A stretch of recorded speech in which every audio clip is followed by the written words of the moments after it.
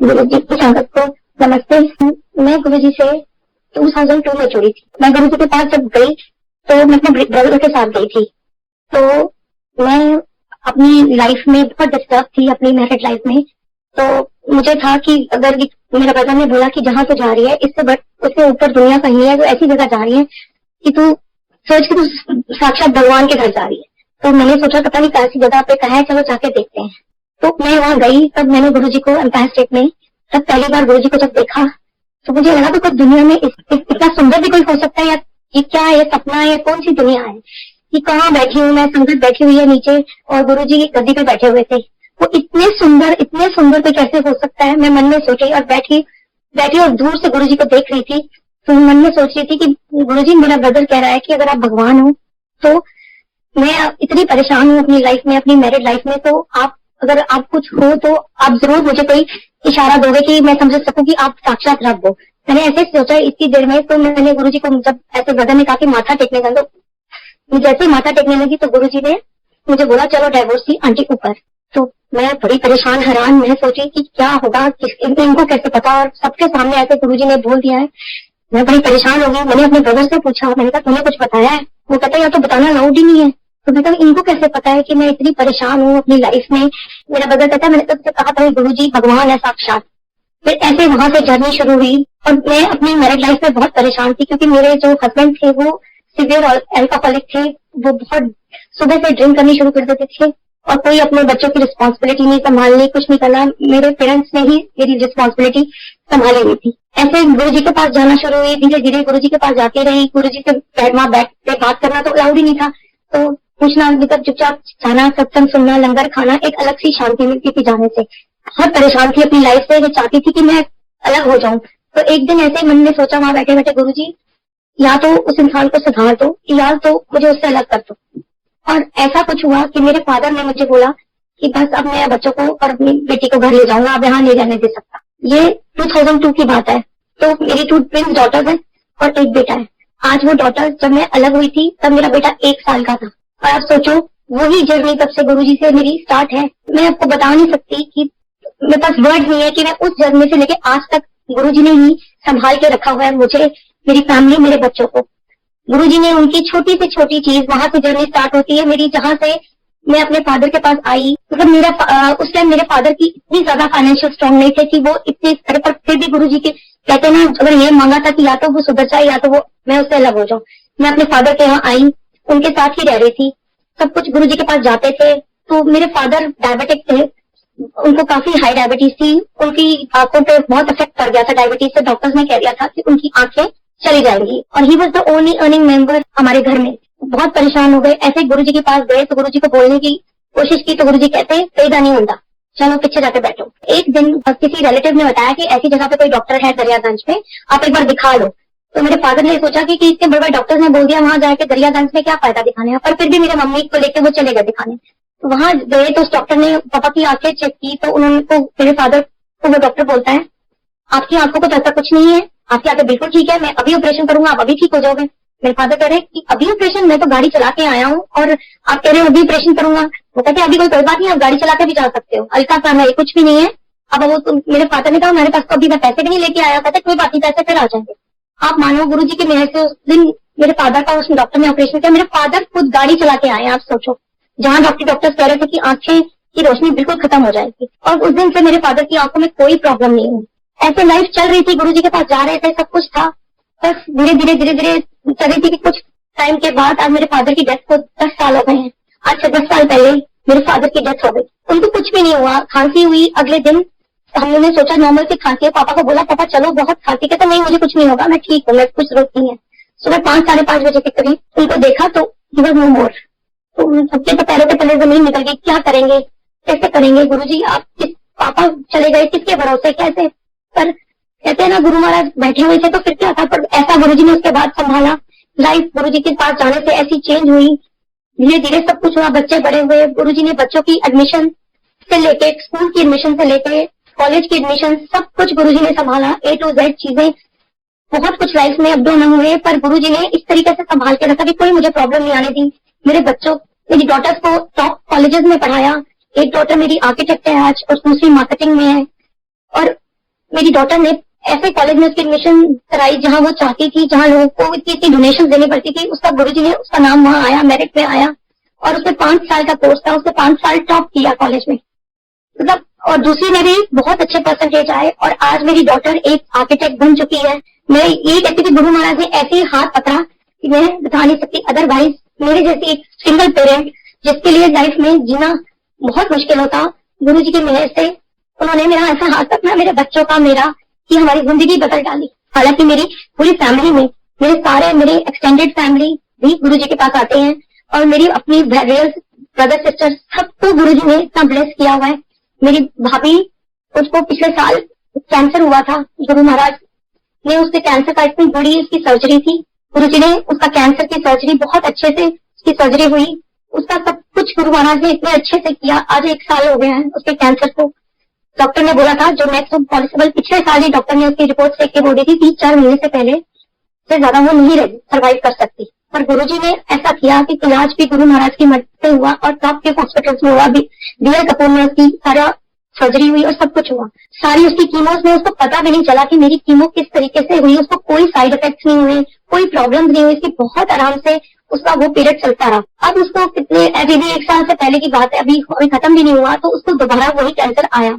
पर गुरुजी के उससे वो फिर डिटेक्ट जब हो गया टाइम पे, अगर लेट पता चलता कि वो कैंसर दोबारा आ गया है तो बहुत मुश्किल होती। अब उसकी दोबारा कीमोज हो रही है, पर अब तो इतनी स्ट्रॉन्ग कीमोज हो रही है, पर उसके बावजूद भी गुरुजी ने उसको बहुत अच्छे से उसकी कीमोज की, फिर उसको कभी कोई ऐसी प्रॉब्लम नहीं हो रही कि नीति जिस तरह डॉक्टर्स ने कहा था कि अब आपको इतनी प्रॉब्लम्स होंगी क्योंकि आपका कैंसर दोबारा आया। ये कहने का मतलब है कि गुरुजी किस तरह से आपका ध्यान रखते हैं, किस तरह से आपके सब ख्याल रखते हैं। मेरे बच्चों की मेरे लिए सब आउट ऑफ द वे जाके भी सब कुछ किया है।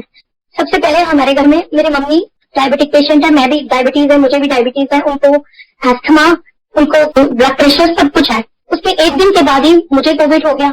मुझे कोविड हुआ, मैं भी डायबिटीज, हमें भी परेशान हो गई भी। अब मम्मी का कैसे करें, कहीं जा भेज नहीं सकते, मम्मी को कुछ कर नहीं सकते, क्या करेंगे। तो मम्मी को भी हमने अलग कर दिया, भी मुझे भी हो गया, मैं अलग कमरे में हो गई। उसके बाद 2 दिन के बाद मेरी मदर को भी टेम्परेचर हुआ, और उनका भी टेस्ट कराया तो उनको भी हो गया कोविड। हम 3 जनों को घर में कोविड, और मेरी मदर का तो इतना बुरा हाल हो गया कि उनको सेम डे ही लेके जाना पड़ा। उनकी प्रॉब्लम, उनको सांस में थोड़ा सा प्रॉब्लम होनी शुरू हो गई, ब्रीदिंग प्रॉब्लम। तो हम उनका सिटी स्कैन कराने लेके गए। उन्होंने, डॉक्टर ने कहा, उस टाइम मम्मी का जब ऑक्सीजन लेवल, जब हम उनको लेके जा रहे थे 86 हो गया था, हम बहुत डर गए थे। तो वहां लेके गए सिटी स्कैन कराने, उन्होंने कहा इमीडिएटली हॉस्पिटल में एडमिट करवा दीजिए आप। तो हम कोशिश करी, कहीं हमें नहीं मिला एडमिशन। घर आए, कैसे भी करके मम्मी क्या करें, ऑक्सीजन लेवल इतना कम हो गया, कैसे करें, किसी तरह करके। उस टाइम इतनी ऑक्सीजन की प्रॉब्लम हुई थी कि दिल्ली के अंदर आपको ऑक्सीजन का सिलेंडर, हमने भी बहुत कोशिश कर रहे कहाँ से हुए, किसी तरह भी करके गुरु महाराज ने एक छोटा सिलेंडर का अरेंजमेंट कर दिया ताकि कुछ टाइम तो निकल सके। उसके बाद हम परेशान हो गए, अब क्या करेंगे गुरु जी, तो 2 घंटे भी नहीं चलेगा सिलेंडर, और सब जगह हमने फोन खड़का दिए, परेशान हो गए कहाँ से हम अरेंजमेंट करें कि और ऑक्सीजन की जरूरत है, हॉस्पिटल में कोई जगह नहीं है, नहीं मिल रही, कहाँ उनको एडमिट कराएंगे।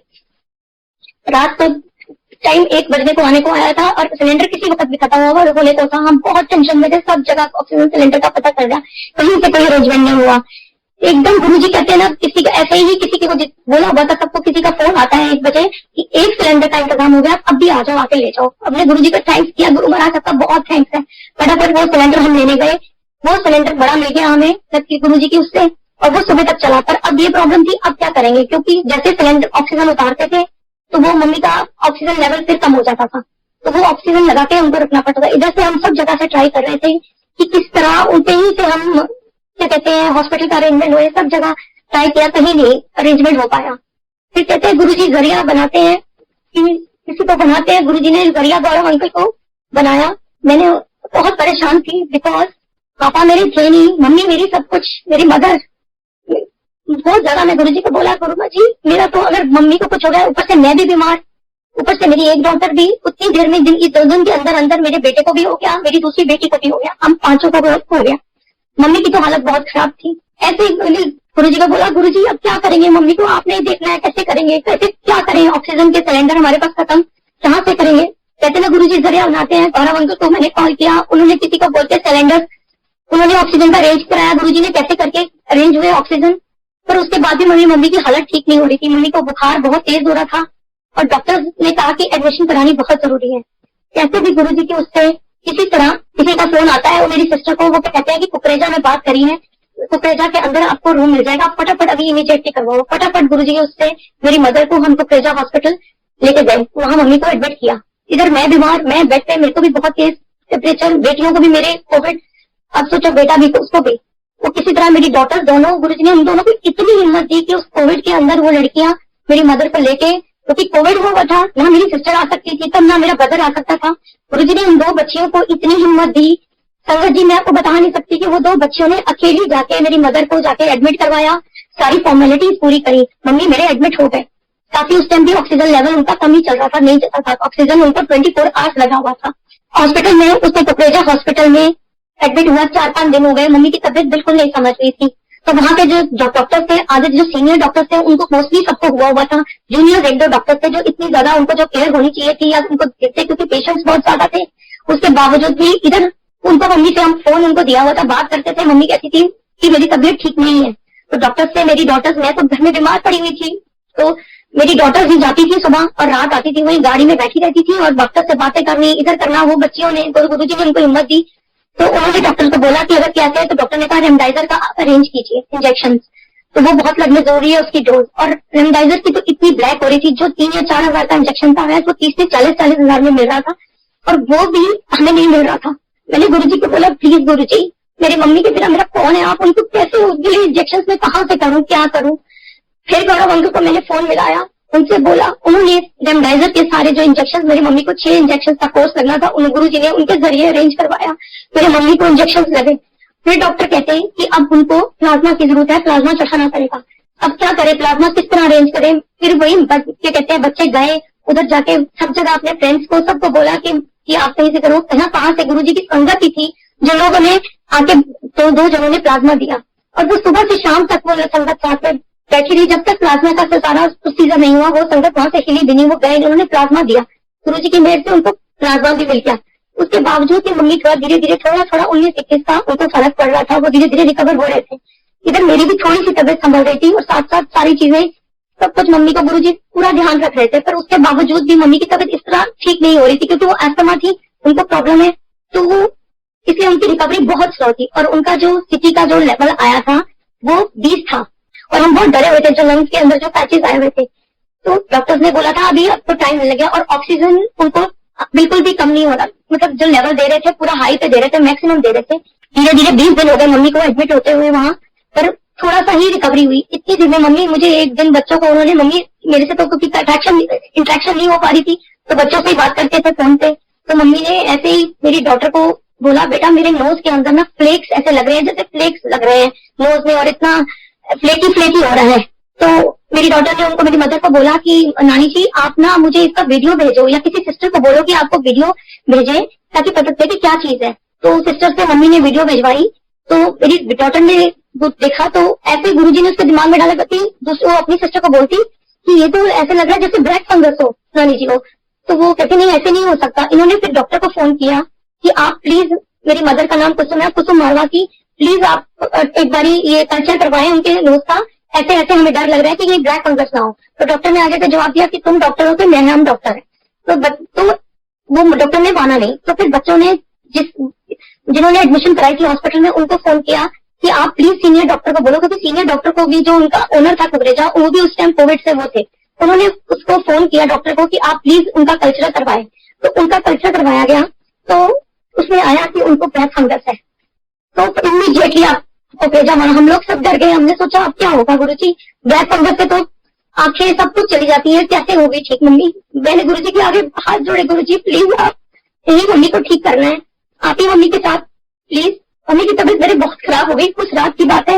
एक दिन जब डिटेक्ट हुआ, हमने सोचा कि अब क्या करेंगे। उन्होंने, हॉस्पिटल वालों ने कहा कि आप इनको हमारे पास ब्लैक फंगस का कोई इलाज नहीं है, आप इनको किसी बिग हॉस्पिटल में ले जाइए।